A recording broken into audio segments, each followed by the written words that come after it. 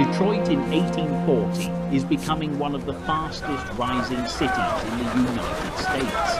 In just 10 years, the population climbed from 2,222 to 9,102. The riverfront is already straining to keep pace. Cold morning light lifts over the Detroit River and catches masts, wagons, wet planks, and low brick roofs. A traveller coming in from the lake does not see a frontier outpost fading into routine. He sees a place that looks raw, noisy, unfinished, yet strangely sure of itself. Men shout from the docks, horses stamp in the mud. New streets push outward from older lines. The city is still small, but it is moving with the impatience of something much larger. That speed begins with position. Detroit sits on the strait between the Upper Lakes and Lake Erie, which makes movement part of its identity before the boom ever arrives. Then the wider world closes the distance. On October 25th, 1825, the Erie Canal opens and connects Lake Erie with the Hudson near Albany, making travel across New York easier, faster, and less expensive. Detroit feels the change quickly. The canal is not in the city, but it changes the city's horizon, and a settlement that once feels distant starts to feel reachable. The people follow.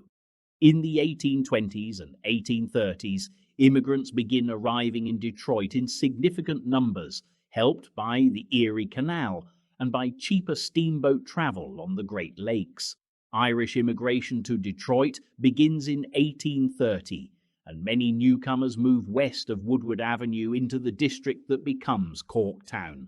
The city is no longer a single small place with one tempo. Different accents fill the streets, new storefronts appear, and the population starts thickening as well as growing. The numbers show how abrupt the change really is. Detroit stands at 1,517 people in 1828. By 1830, it reaches 2,222. That is still a modest town, but the infrastructure is already scrambling to catch up. In 1831, mail service begins between Detroit and the East Coast, and the city starts thinking in shorter distances. In 1835, Michigan Territory reaches 85,000 people, enough to qualify for statehood, and Detroit finishes its first city hall in the same year. In 1836, the city installs its first street signs. Most streets remain wooden plank, while the downtown streets are cobblestone, and daily stagecoaches begin running between Detroit and Chicago. All of this unfolds under Stevens T. Mason, Michigan's first governor, whose rise mirrors the territory's own ambition. Voters approve a constitution in 1835, but statehood is delayed by the Toledo War, a border dispute with Ohio that shows how much transport and power are tied to geography. Then, on January the 26th, 1837, Michigan becomes the 26th state, and Detroit becomes its first capital. For a moment, the city seems to hold every advantage at once. It has the river, the migrants, the government, and the momentum.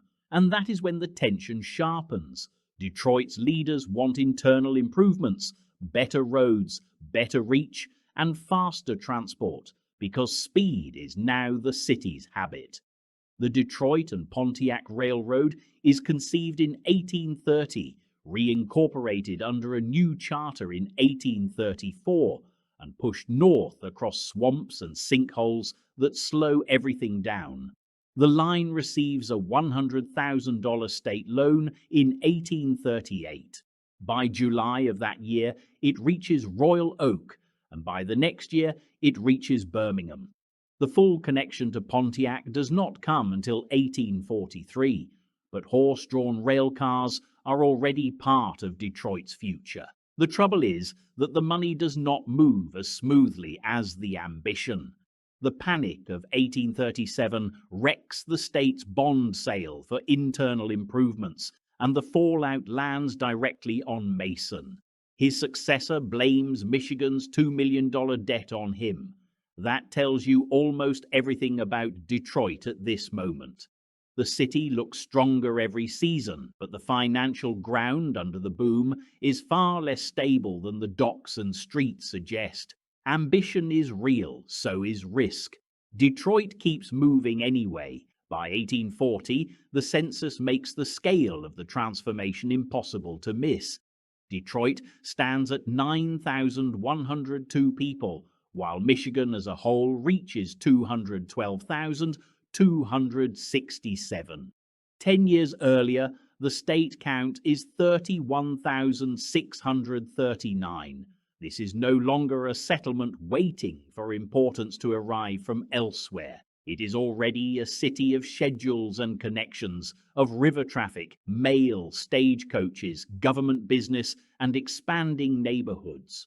Walk through it in 1840, and you hear wagon wheels over planks, hooves on cobblestone, dock workers calling across the waterfront, and a city that sounds as if it is building itself while you watch. The deeper reason for the boom is that several forces hit Detroit at once and keep hitting.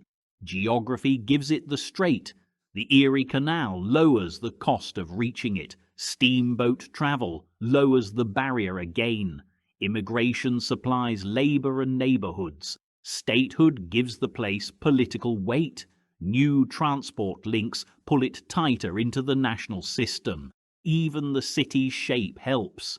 After the fire of 1805, Judge Augustus Woodward draws up a new street plan for Detroit, and Woodward Avenue, whose construction begins in 1816 along a former Native American trail, becomes the spine of a place that expects to grow.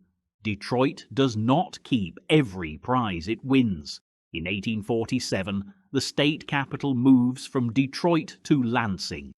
Yet by then, the larger change is already secure.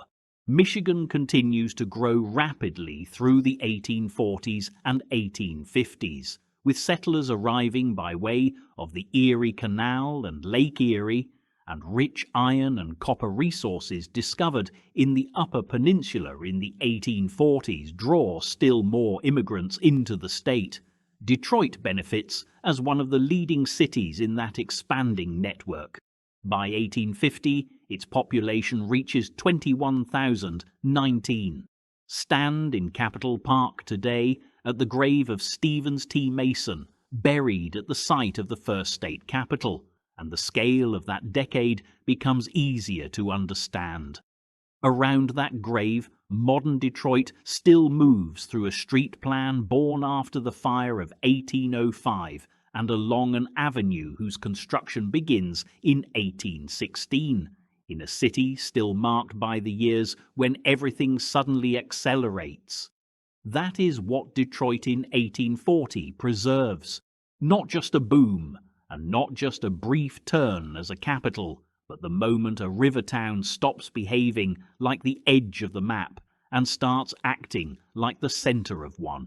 If there is another city you want to see change this fast, let me know, and subscribe for more histories where a single decade remakes the future.